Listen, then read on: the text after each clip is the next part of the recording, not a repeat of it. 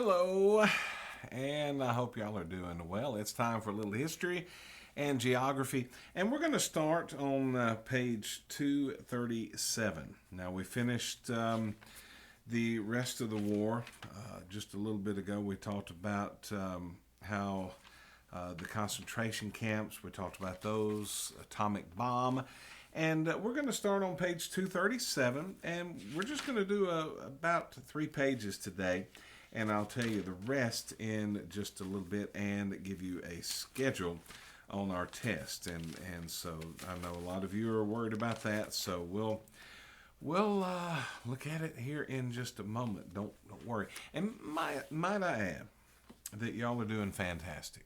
I know this is tough. I know this is different. But y'all are 5th and 6th graders, and you have come to the forefront as far as getting your work in. You're doing great, and I appreciate it. I want y'all to know that. I'm noticing that y'all are working hard at this, and just keep it up, and we'll keep plugging away. We sure will. All right, one of the heroes. We'll talk about. You see the section leader of the Allies, and the big four most powerful Allied countries. Now, were there other Allied countries? Yes, there were. But the big four, you had China, and Chiang Kai-shek was the leader of that country. You had the Soviet Union. You had Joseph Stalin, who was not a good guy. He was in charge of that nation. Sir Winston Churchill, one of the greats of Great Britain. He was the prime minister. And, of course, President Franklin Delano Roosevelt. He was, of course, our president. And you also had several generals. You had Dwight David Eisenhower. His nickname was Ike. You'll see that later on he becomes a president of the United States. You had George S. Patton. You had Omar Bradley. You had George C. Marshall. He was a big one.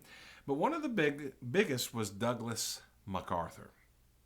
And we're going to talk today about Douglas MacArthur. And I want you to understand, first of all, to be a general in any kind of military, and I'm not in the military, but I have a bunch of friends that are, know a bunch of people that are. It is a huge responsibility, a very huge responsibility. You're responsible for the lives of, at this time, men, and now men and women. And so you had to make the right decisions. You had to use all of your know-how, all of your mental capacity. And it would be hard to get through all of that without being a person of prayer and turning to God and trusting in God. And we're going to see that Douglas MacArthur, when we get into this a little bit, that he was a person of prayer. He had a strong faith, and we'll talk about that in just a moment. MacArthur was on in the Philippines, and Japan took over. They came in and attacked the Philippines, and MacArthur had very few troops there at the time. And he had to basically fight off the Japanese.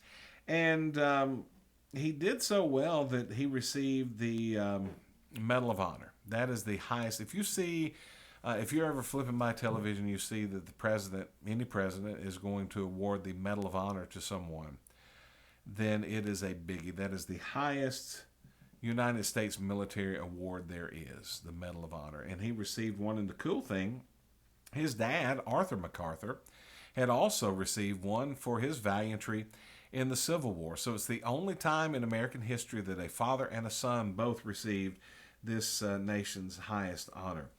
But in 1942, March of 1942, the President Roosevelt, gets a hold of MacArthur, or gets a hold of people around MacArthur, and they say, hey, MacArthur, he needs to leave. I'm sending him to Australia. He's going to command the Southwest Pacific troops, all of our military in the Southwest Pacific. He's going to be in charge, and not just ours, but the Allies too. And so he's got to get to Australia. So they had to sneak him out, and they put him in a torpedo boat. They got him by cover of night, and they got him out of there. But one thing that MacArthur did is, before he left, he made the Filipino people a promise. Very famous words. Arnold Schwarzenegger kind of stole it, and he said, I'll be back. But MacArthur said, I shall return. And what he meant is, right now, we don't know that the Japanese, they're here. We've basically lost this battle on the Philippines. Don't give up. I shall return. And we're going to take care of business when we do. MacArthur fought. He led troops that freed New Britain and New Guinea and the Solomon Islands and other islands throughout the Pacific. And in 1944, October the 20th, so about 2 years after he had left the Philippines, guess who comes back to the Philippines? Well, you guessed it, General MacArthur, along with his troops. And he returns to the Philippines, and they free that island. They free them from the Japanese. He became a 5-star general, and later after the war, he's going to take over all of the military operations in the Pacific, all of the Pacific, not just Southwest. President Truman made MacArthur the supreme commander of the Allied powers, and MacArthur was the one, and you'll see famous pictures of this. It happened on a battleship Missouri, took place in Tokyo Bay, where the Japanese surrendered, and this was the official surrender, and MacArthur officiated over that. There is a great speech in your book, and I want you to read it. It's on page 238. It starts with "My fellow countrymen." Make sure you read that. But I want to mention a couple of things in this speech that I underlined. And one of the things MacArthur says is, "I thank a merciful God that he has given us the faith, the courage, and the power from which to mold victory." Who's he giving credit for their victory? God. God gave him the strength and the power, the faith, to do it. He goes on, great speech. I want you to read all of it. And then on page 239, you'll see this phrase: "Their spiritual strength and power have brought us through the victory." Again, looking at the spiritual side of things. You could have and you look at the history of countries that Israel was fighting.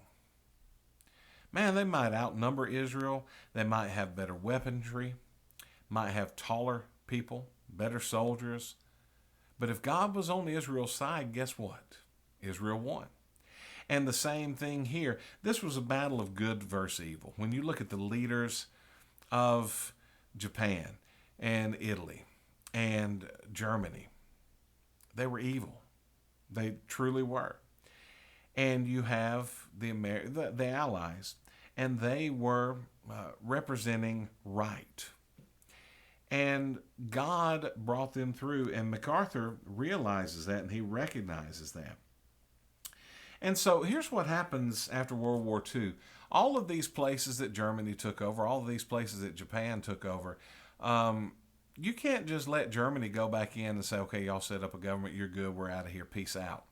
Japan, y'all set up a government again, peace out, we're gone, we'll catch you in a few years when you start another world war.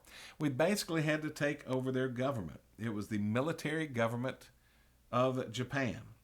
And the president puts General Douglas MacArthur in charge of the military government.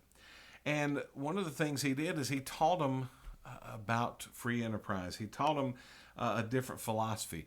He taught them how to industrialize, or he inspired them to, instead of just thinking militarily and how we're going to take over the world, or we've got to build bigger airplane or better airplanes and bigger bullets and bigger bombs. He taught them, hey, you can have a great economy for your folks, and there are other things beside military endeavors to deal with. But this is what is cool about MacArthur. He wanted the people of Japan to hear the gospel. And if you study world history, Japan had been closed to the gospel. They didn't want people coming in sharing the gospel at all. At all. There were missionaries that tried. There were some that died trying to go into Japan. Well, MacArthur, now he is in charge of this military government of Japan. And he says, hey, let's get all the missionaries over here we possibly can. He had a plea for 1,000 missionaries to come to Japan. They gave out about 10 million Bibles in Japanese, New Testament, pocket-sized New Testaments. You could fit them in your pocket. 10 million Bibles in Japanese. And a guy by the name of Jacob de Shazer, I've enclosed or attached a little video. It's about 2 minutes, very short video, but it has a little bit about him. I want you to watch that, if you will. And You're going to hear my dogs barking because my wife just got home from work, so you'll hear one of the dogs barking. I doubt the other will. The one barking is named Chicken George. So anyway, he's the little one, the more vicious. Anyway, DeShazer had been captured. There was a famous raid where they flew over Tokyo called Doolittle's Raiders. And they attacked Tokyo with airplanes. They had to go through a lot to do it. If you've ever seen the movie Pearl Harbor, you saw a little bit about them. But he was captured during that raid, DeShazer was. He was put in a war camp. He hated the Japanese. But somebody shared the gospel with him, gave him a Bible. He learned about the Bible, and he became a Christian. And the first thing he wanted to do, this is how God can change your heart, how God can change your life. The first thing he wanted to do is to share the love of Christ with the Japanese people. And so anyway, one of the cool things, Mitsuo Fuchida, the commander of the Japanese squadron that had bombed Pearl Harbor, he became a Christian in 1950. Do you know why? Because of DeShazer's testimony. Cool stuff. MacArthur stayed in over Japan from 1945 to 1951. He also commanded the United Nations forces during the Korean War. The only problem was, and I think rightly so when we look at history, MacArthur thought we ought to go into China. If we're going to get rid of communists, let's go into China. Let's get rid of all of it. And the political powers that be at the time did not like it, so they made him give up his command there. And when he came home, they had like a huge parade for him, a hero's welcome, and your book talks about it. When he died, President Johnson was the president. He said that MacArthur was one of the greatest, America's greatest heroes. Okay, so, hush, Chicken George. So anyway, here's what I want you to do. I want you to write this down, and I messed up doing this on one of the classes, but write this down. Friday, write it down somewhere. Put it in your calendar on your phone. Friday at 12 o'clock Central. If you live in the Central Time Zone, 12 o'clock. If you live in the Eastern Time Zone, 1 o'clock. So it depends on where you live and what time you go by. But 12 o'clock Central, I'm on Central, and 1 o'clock Eastern on Friday. I mentioned in my video yesterday that you needed to download or familiarize yourself with Zoom. Some of you may have already used it. I want to try this, and we'll see how it works. Friday, I want us to have a get-together class on Friday. That's going to take place at noon Central, 1 o'clock Eastern. So I will send you a code on Friday's work. It will have a code and a password. All you do is go to Zoom, you put in that code, and you say you want to join the meeting, and it will say, well, enter the password. I will have given you the password, and boom, there you are. So we will do that on Friday. It won't last that long, but I want you to be there, noon Central on Friday or 1 o'clock Eastern.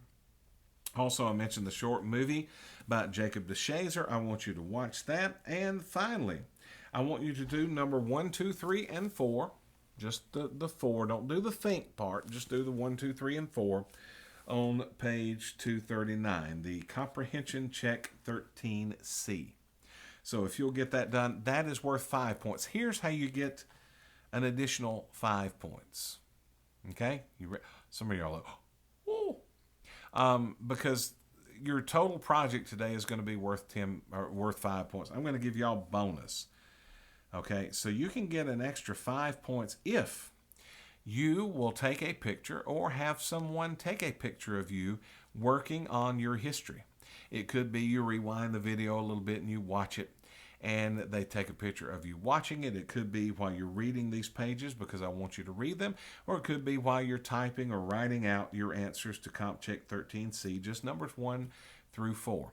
So you can get 5 points, and I'm writing this down, 5 points for CompCheck, and you can also get a bonus for a pick of you studying your history. Not any other subject. It's got to be history, and I got to be able to see that it is. Submit both of those. You can get 5 points plus a bonus 5. Sounds good, right? Listen, have a great day. Praying for y'all. Miss you, and I will see you tomorrow.